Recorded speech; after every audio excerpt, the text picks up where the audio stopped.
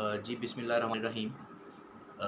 سب سے پہلے تو گورنمنٹ کی جانب سے جو پی ٹی آئی کے کارکنان کے گھروں میں جو چھاپے پڑ رہے ہیں اور جو لوگ ان کو ہراساں کرنے کی کوشش کر رہے ہیں اور چار دیواری کا تقدس پامال کر رہے ہیں، ان کی میں بھرپور مذمت کرتا ہوں۔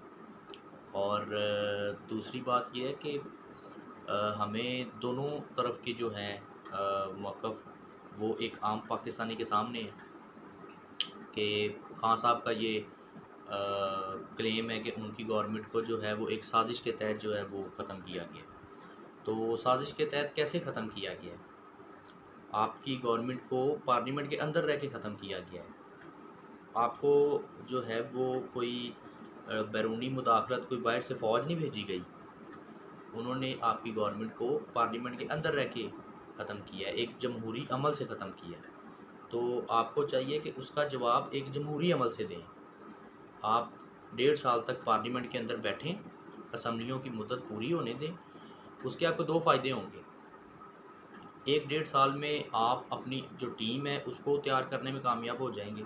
آپ کو جب اگلی دفعہ آپ کی حکومت آئے گی تو آپ کو بار بار وزیر خزانہ چینج نہیں کرنے پڑیں گے، بار بار وزیر داخلہ چینج نہیں کرنے پڑیں گے، اور آپ کو میرے نوجوانوں کو ایک خاص جو ہے وہ ٹیم بنانے کا بھی موقع مل جائے گا۔ دوسرا آپ کو فائدہ یہ ہوگا کہ آپ کے جو سیاسی مخالف ہیں وہ اپنی موت خود ہی مر جائیں گے۔ وہ آئل پرائزز اور مہنگائی اور انفلیشن کو کنٹرول نہیں کر سکیں گے۔ تو ظاہر ہے جب وہ کنٹرول نہیں کر سکیں گے تو وہ خود ملک کو دیوالیہ کر بیٹھیں گے۔ تو اس لیے آپ ویٹ کریں، آپ رائٹ ٹائم کا ویٹ کریں۔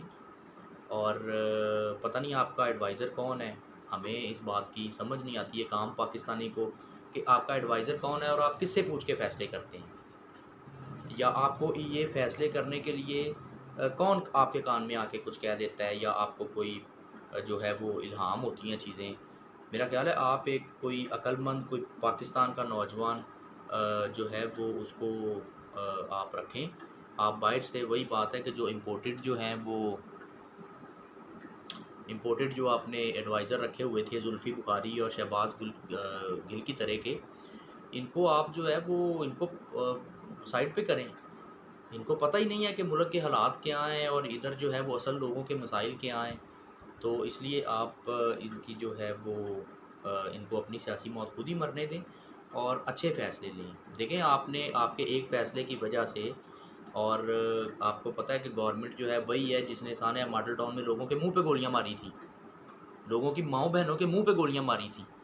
تو آپ مجھے بتائیں کہ آپ کے ایک فیصلے کی وجہ سے کل رات ایک ان ظالموں کے حکم کی جو ہے وہ اس میں اطاعت میں ایک کانسٹیبل نے اپنی جان دے دی، جس نے مارا ہے میجر صاحب نے، ان کا بھی کوئی قصور نہیں ہے کیونکہ وہ بھی ایک جو ہے وہ سٹیزن ہے، وہ بھی اپنے گھر کی دیوار نہیں کسی کو پھلانگنے دیں گے۔